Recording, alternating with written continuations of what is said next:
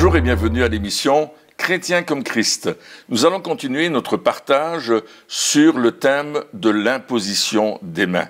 Et nous allons voir que ce n'est pas seulement pour imposer les mains pour la guérison des malades, mais il y a d'autres choses importantes qui font partie de l'imposition des mains. Alors, je laisse la parole à Christine qui va nous lire dans le livre à Timothée, je pense. Oui, la première lettre à Timothée au chapitre 4 et au verset 14, où il nous dit « Ne néglige pas le don que tu as reçu, celui qui t'a été donné d'après une prophétie lorsque le conseil des anciens a posé les mains sur toi. » Donc c'est Paul qui parle à Timothée et qui lui dit « Mais quand le conseil des anciens t'a imposé les mains, tu as reçu un don particulier, ne le néglige pas. » Oui, donc, et Timothée, il était dans le ministère, hein, donc il servait le Seigneur avec ce don justement qu'il avait reçu. Et il dit ne le néglige pas parce que des fois, lorsqu'on reçoit quelque chose, si on ne l'utilise pas, on parlait dans l'émission précédente de la mise en pratique, hein, lorsqu'on ne le met pas en pratique, eh bien, c'est ce qu'on appelle négliger. Hein. C'est ce qu'on appelle négliger ce qu'on a reçu, mais effectivement, on voit que il l'a reçu lorsqu'il a reçu cette imposition des mains. Cette imposition des mains, oui. Oui, il a reçu ce don qu'il a mis en pratique, et plus tard, Paul va lui dire de ranimer ce don. Ça veut dire que il y avait des hauts et des bas. On est humain, hein, il faut dire la vérité. Fait, hein, c'est pas acquis parce que je t'impose les mains, ça y est, t'es full time dans le ministère, c'est parti. Non, non, tu vas devoir mettre en pratique ce don que tu as reçu, ce que Dieu t'a donné en particulier, et il faut le pratiquer, il faut le développer. C'est comme quand on va à l'école, on va apprendre des notions. Et ces notions-là, on va les recevoir, mais il va falloir les développer, les mettre en pratique, les pratiquer, hein, le mettre en pratique, pratiquer les choses, pour que ça devienne partie intégrante de notre vie. Donc ce don que Timothée a reçu de la part des anciens de l'Église, on voit qu'il y a un contexte là important qui est l'Église locale dans lequel Timothée évoluait. Il n'était pas un électron libre, il était dans cette Église locale et il va recevoir de la part de l'Église locale une bénédiction particulière que Paul appelle un don ministériel, un autre don. On va voir les différents dons importants dans ce domaine. Oui, donc c'est vraiment... Encore une fois, dans ce fondement, on voit le contexte de l'autorité, de la soumission aux autorités, de l'importance de l'Assemblée, de l'Église locale, d'avoir des personnes qui sont autour de nous et qui nous aident, des personnes à qui nous sommes soumis, hein, on soumet notre vie. Et donc, comme tu le disais, c'est vraiment un contexte important et en même temps... même dans ce contexte, c'est important aussi d'imposer les mains.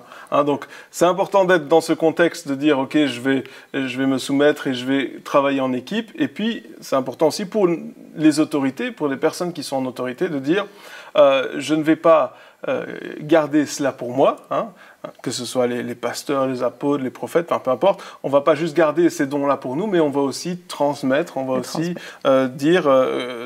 aider les autres à monter, à développer les dons auxquels Dieu les appelle quelque part.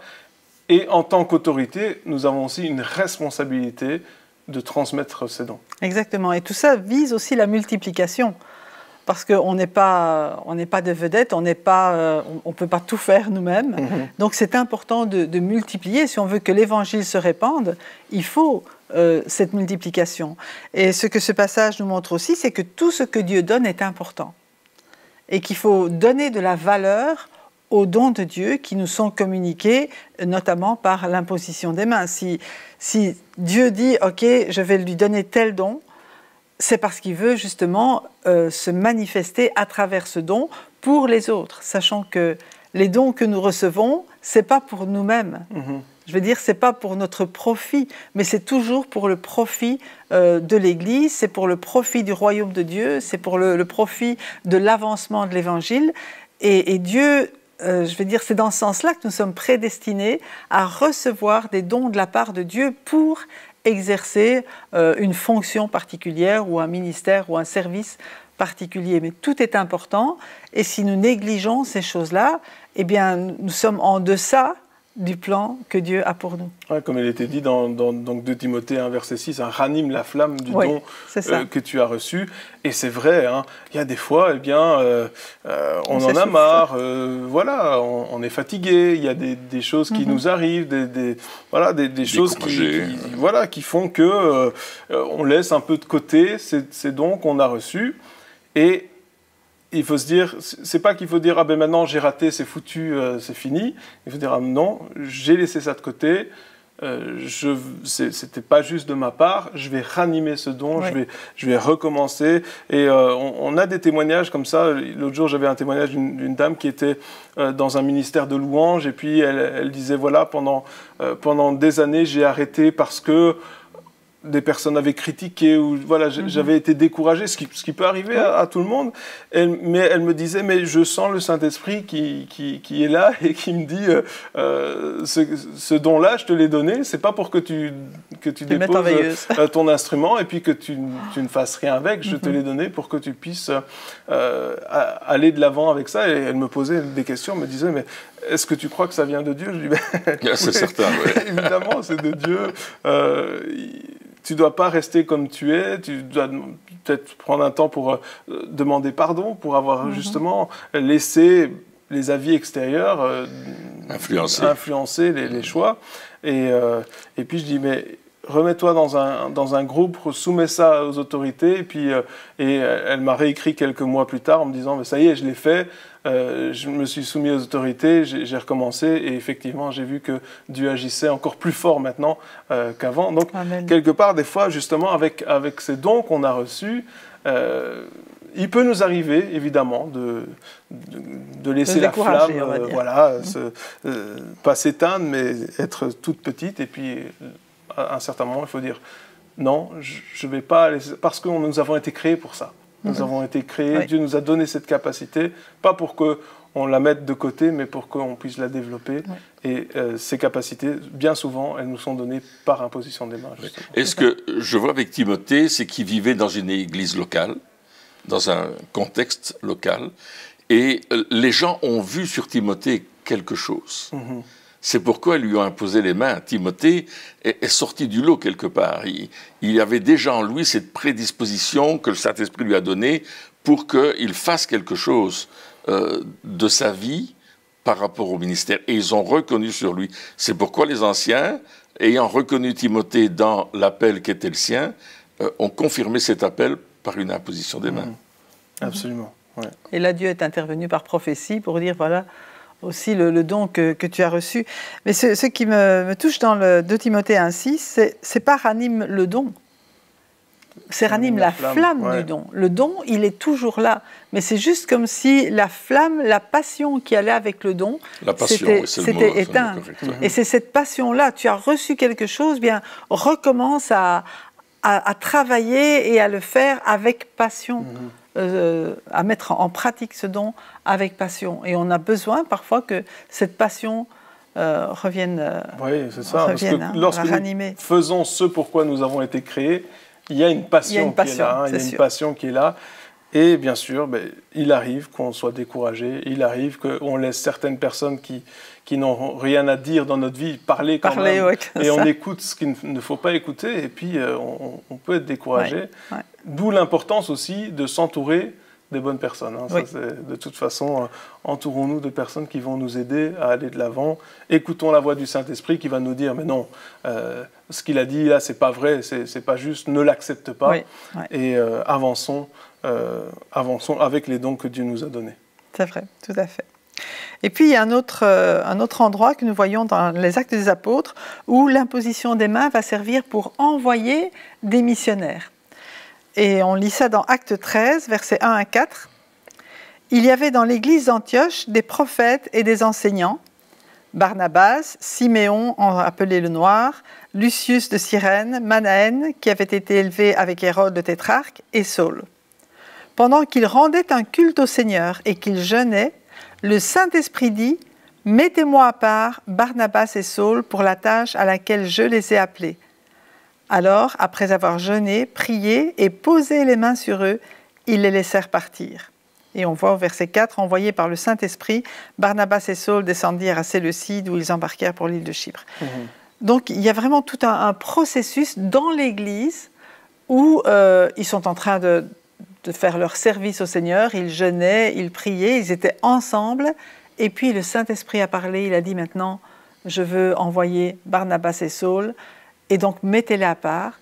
Et moi, ce qui m'a frappé dans ce texte, après je laisserai parler, mais c'est qu'ils l'ont pas fait tout de suite, ils ont continué à jeûner et à prier, à vraiment à s'assurer que c'était le plan de Dieu. Et après, ils ont dit, OK, on leur impose les mains, puis on les laisse partir. Oui, et ce fait d'imposer les mains, c'est vraiment une bénédiction. C'est-à-dire, c'est aussi cette symbolique de dire, nous sommes d'accord, nous sommes avec vous, oui. Hein, on est là, on Exactement. vous supporte, on vous soutient.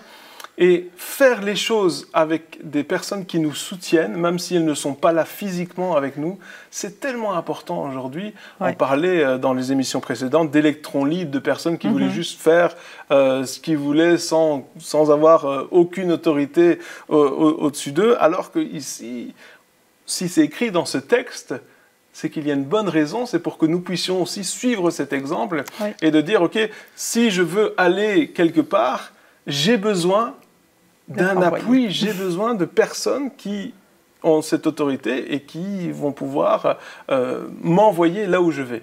Et on voit que ce premier envoi de missionnaires de l'équipe de Paul va avoir un impact extraordinaire. C'est le premier voyage missionnaire de Paul, il en fera beaucoup d'autres, mais il y a un impact déjà qui va se passer.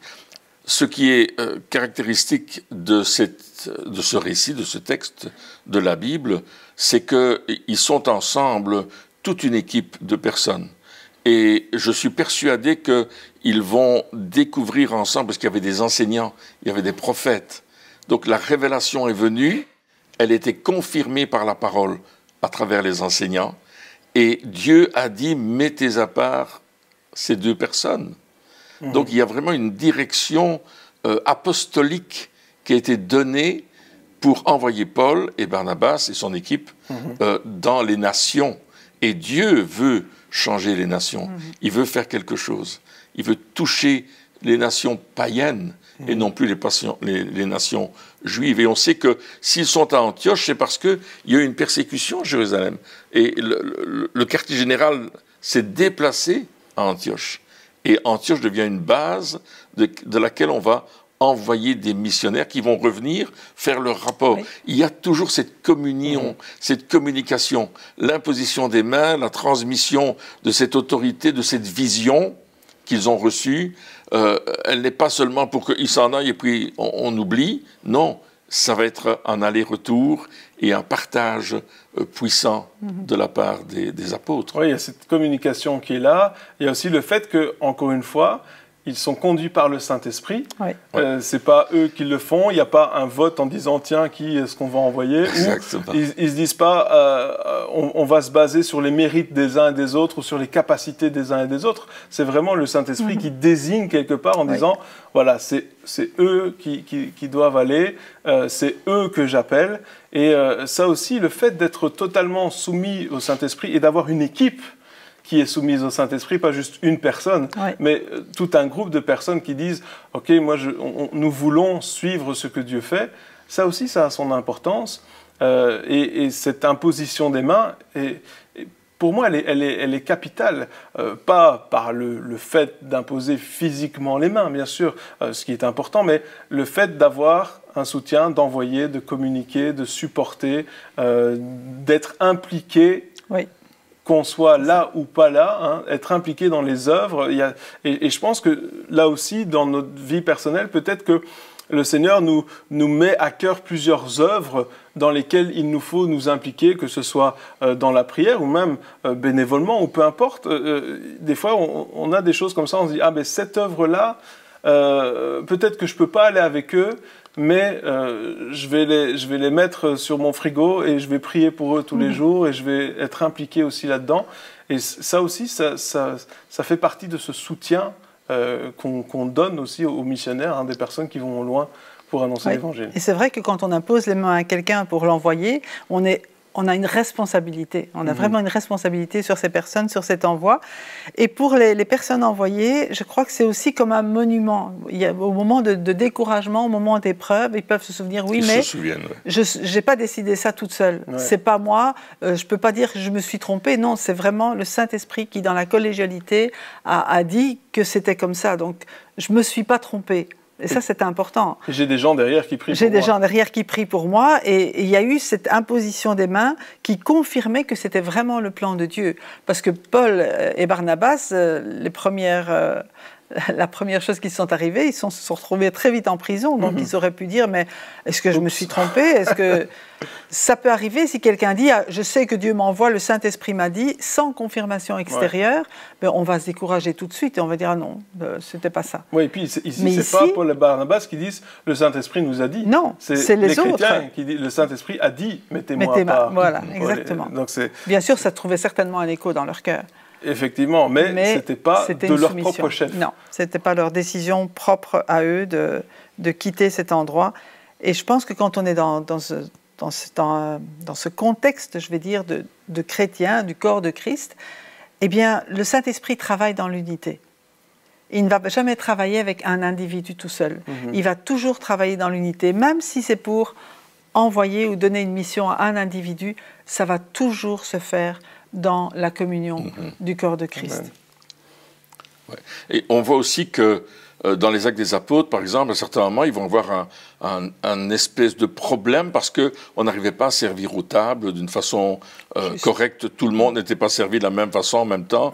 Hein, ils allaient on l'avait dit, au portique de Salomon. C'était un grand espace dans lequel les gens venaient manger, les gens venaient aussi étudier la parole, etc. Et il y a des gens qui se sont dit, nous, on n'est pas bien servis, et eux sont plus servis que nous, plus vite, ou je ne sais pas exactement le problème. Et les apôtres ont dit, mais on va installer des diacres. Et là, il y a toute une recherche, et on voit ça dans Acte 6. Alors peut-être, Christine, tu peux nous lire ce texte? Oui. Alors, Acte 6, versets 1 à 6, et on va lire en même temps le contexte. À cette époque-là, alors que le nombre des disciples augmentait, les hellénistes, donc les Grecs, les Juifs, c'était des Juifs encore, mais d'origine grecque, murmurèrent contre les Hébreux parce que leurs veuves étaient négligées lors des distributions quotidiennes. Donc la foi, c'était pas seulement d'annoncer l'Évangile, mais la religion, la religion, c'était aussi de partager la nourriture avec les veuves, les vraies veuves qui n'avaient personne pour s'occuper d'elles. Et les 12 convoquèrent, l'ensemble des disciples et dirent « Il ne convient pas que nous délaissions la parole de Dieu pour servir aux tables. C'est pourquoi, frères et sœurs, choisissez parmi vous 7 hommes de qui l'on rende un bon témoignage, remplis d'Esprit Saint et de sagesse, et nous les chargerons de ce travail. Quant à nous, nous continuerons à nous consacrer à la prière et au ministère de la parole. » Cette proposition plut à toute l'assemblée. Ils choisirent Étienne, un homme plein de foi et d'Esprit Saint, Philippe, Procor, Nicanor, Timon, Parménas et Nicolas, un non-juif d'Antioche converti. Ils les présentèrent aux apôtres et ils posèrent les mains sur eux en priant. Donc là aussi, il y a cette imposition des mains, mais ils ont d'abord choisi des hommes de qui on rend un bon témoignage, qui étaient reconnus déjà pour leur foi, pour leur sagesse, et à qui ils pouvaient avoir confiance. Et là, pour cette tâche particulière, pour cette fonction particulière de servir aux tables, ils leur ont imposé les mains. Donc il y a vraiment cette imposition des mains, quelque part, qui sert dans beaucoup de domaines. Dans beaucoup de domaines, oui. Ici, et encore aujourd'hui d'ailleurs, donc lorsqu'on met en place des diacres, des personnes qui vont servir, et le service dans l'Église, c'est vraiment quelque chose de très très important. Oui. C'est quelque chose qu'il ne faut pas négliger. C'est pour ça qu'il disait ici, il faut que ces personnes qui servent soient remplies de l'Esprit. C'est parce que c'est pas juste un boulot en disant je vais faire ça, et puis voilà, c'est une œuvre. Non, c'est là aussi, même dans le service dans l'Église, être conduit par le Saint-Esprit est primordial. Et puis, voilà, il y a cette imposition des mains en disant on vous délègue cette autorité du service, et aussi le fait d'avoir une sagesse, parce que il leur fallait beaucoup de sagesse pour faire cela, pas juste servir au tables, mais s'occuper des personnes, voilà, que tout le monde soit content. De façon équitable. Voilà, donc dans une église aujourd'hui, pour que tout le monde soit content, il faut quand même beaucoup de sagesse. Et là, ils ont reçu cette imposition des mains pour pouvoir faire leur travail du mieux possible. Et n'oublions pas qu'il y a eu 3000 personnes qui se sont converties. De première fois, 3000 personnes, et d'autres sont venus après, ça s'est multiplié. Il y a tous ces gens-là qui viennent, peut-être pas tous ensemble en même temps, mais qui viennent pour des enseignements, qui viennent pour la prière, qui viennent pour manger, on le voit. Et c'est là qu'il faut des diacres ou des personnes qui vont servir avec une vision biblique, remplie de foi et d'Esprit Saint. C'est pas n'importe qui va se mettre aux tables. On n'a pas dit avec un diplôme de cuistot ou avec une capacité de serveur. Non, non, rempli de foi et d'Esprit Saint. Et ça va être reconnu par toute l'Assemblée. Tout le monde va dire, ceux-là, il y a quelque chose sur eux. Donc on voit déjà ce don qui est sur eux. Et les apôtres vont dire, OK, vous avez bien choisi. Maintenant, nous, on va leur imposer les mains pour que l'autorité que nous avons, nous la communiquons envers eux. Et on verra plus tard que Philippe va devenir évangéliste, il va annoncer l'évangile partout. On va voir qu'il y a une continuité, ce n'est pas un geste anodin, ce n'est pas une pratique, coutumière, mais c'est vraiment quelque chose de réfléchi, qui a un objectif, qui a un but, celui de faire pérenniser le service et l'évangile.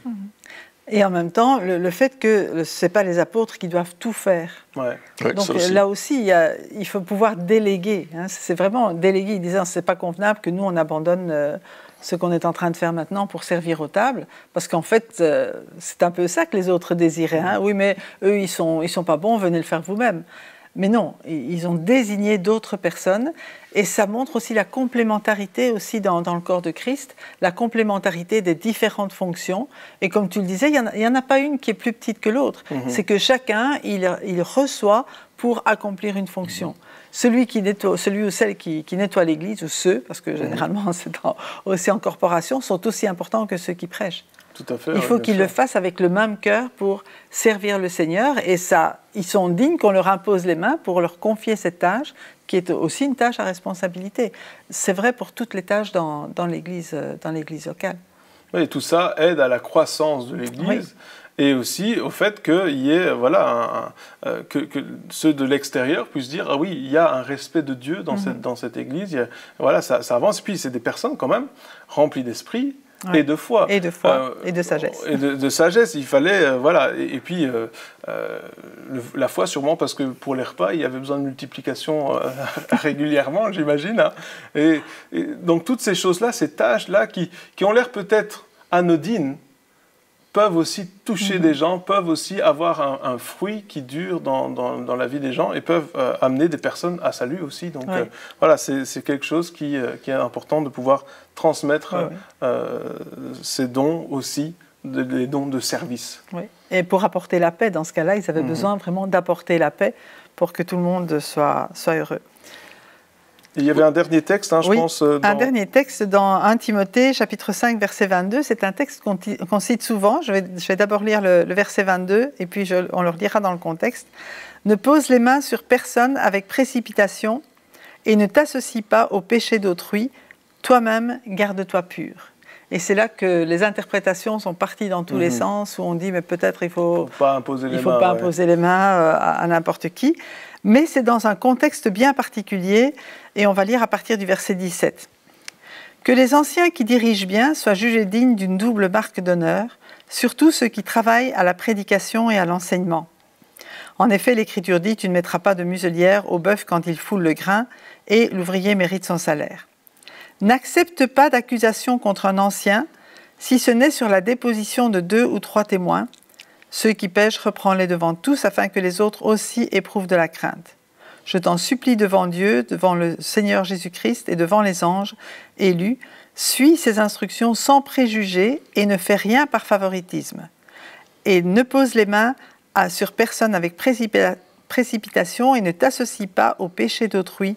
Toi-même, garde-toi pur. » Et d'après ce que je comprends, c'est vraiment dans le contexte des anciens.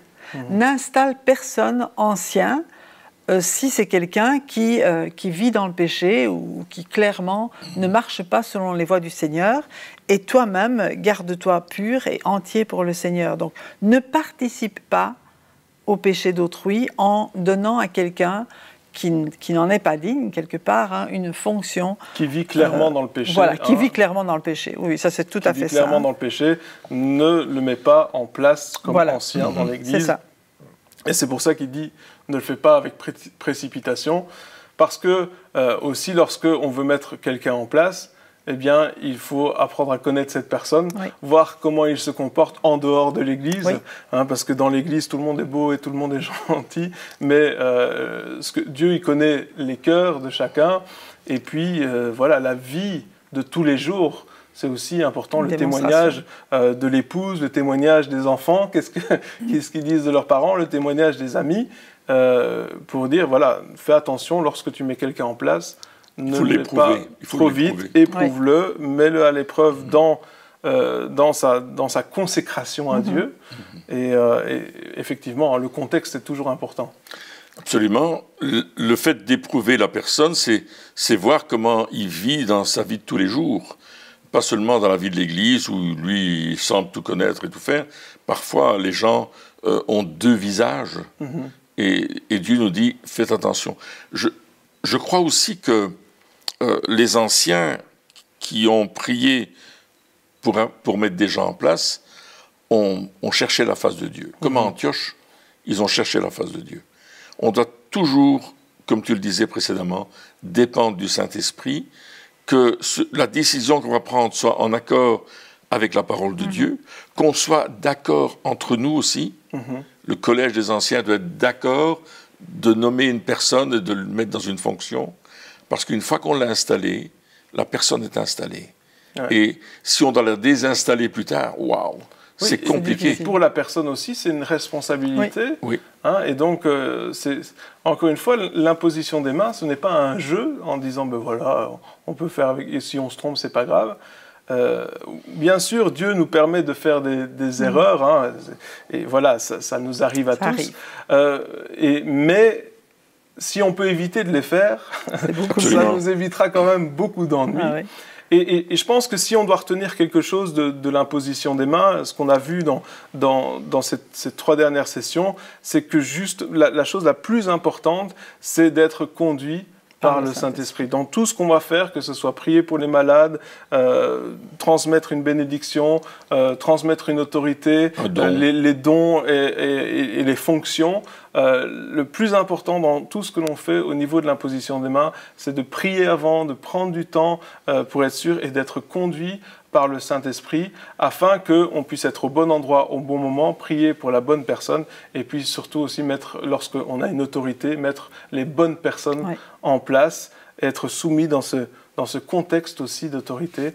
Mais c'est tellement important de pouvoir mettre cela en pratique durant tous les jours de notre vie, vraiment aller de l'avant, ne pas juste laisser ça au niveau théorique, mais pratiquer l'imposition des mains. Eh bien, chers amis, merci de nous avoir suivis encore pour cette émission et on se retrouve très bientôt pour la suite. Au revoir.